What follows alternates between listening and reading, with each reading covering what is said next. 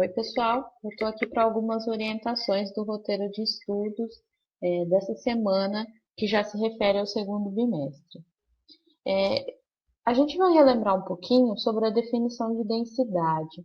Bom, a densidade, ela é uma propriedade onde você tem a relação entre massa e volume. Essa relação significa a quantidade de matéria que se tem de uma determinada substância em um determinado volume. E a densidade, ela é então uma propriedade de cada material. Portanto, cada material tem o seu valor de densidade. E essa propriedade, ela é expressa em grama por ml ou em grama por centímetro cúbico. Portanto, é ela quem nos diz essa relação entre essas duas grandezas, né? De massa e de volume. Portanto, a primeira questão, eu dei uma situação problema para vocês analisarem três substâncias: a água, o clorofórmio e o etanol, onde cada um possui o seu valor determinado de densidade, apresentado pelo exercício, e aqui então uma situação problema. Então, nós temos os três frascos contendo esses líquidos fechados, sendo que cada um tem, olha só, a mesma massa de líquidos diferentes. E todos são incolores e não preenchem totalmente os frascos. Sem abrir os frascos, como que você faria para identificar as substâncias? Então, uma situação seria você podendo abrir os frascos, mas o enunciado desse exercício pediu para que não houvesse, então, essa abertura. Como ele nos disse aqui que a massa é a mesma, a gente pode voltar na relação matemática e analisar. Bom, se a massa permanece a mesma, eu vou ter aí o valor de densidade e, como forma de análise, a gente pode verificar a grandeza do volume. Bom, densidade e volume são inversamente proporcionais, o que a gente pode perceber aqui já analisando essa questão. Portanto, quanto maior a densidade, menor é o meu volume.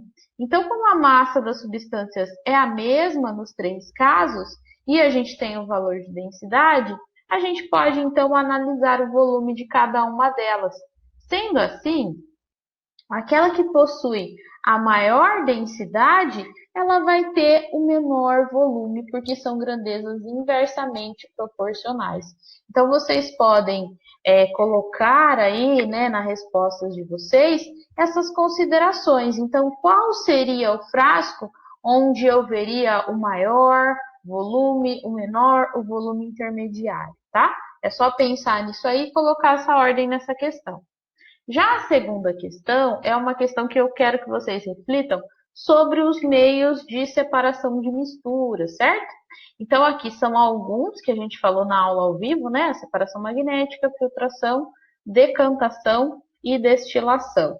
Então, nessa questão aqui, a gente tem essa situação problema, onde a gente tem água, sal, óleo, areia e limalha de ferro.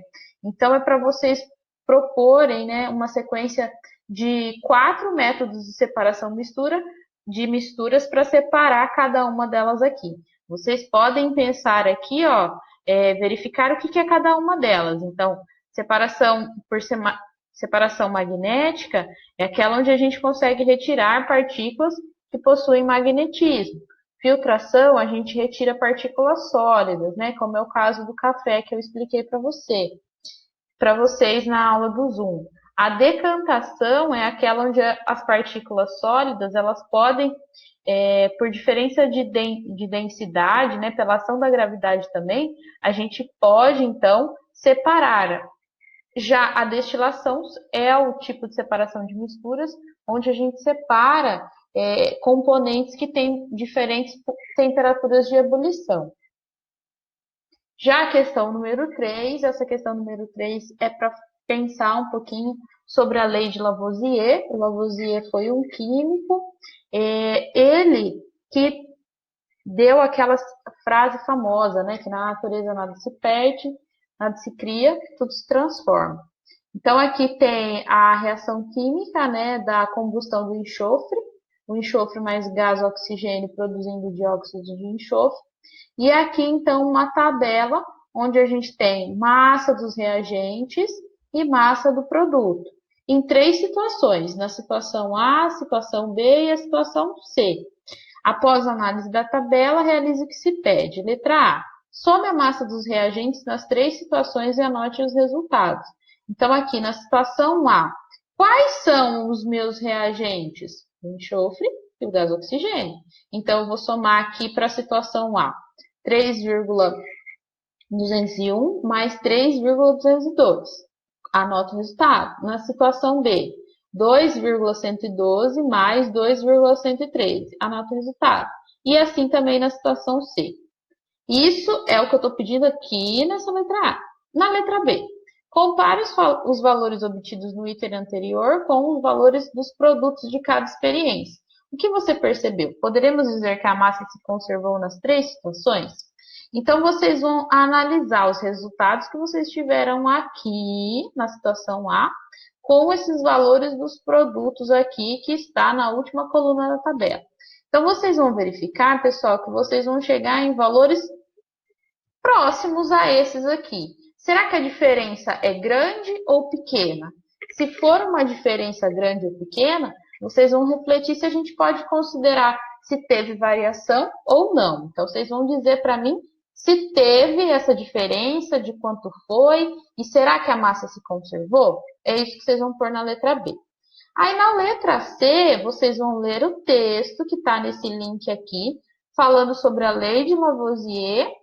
Vai escrever um parágrafo, né, uma resposta sobre o que é a lei de Lavoisier e tentar então relacionar com o que vocês perceberam aqui na análise dessa tabela.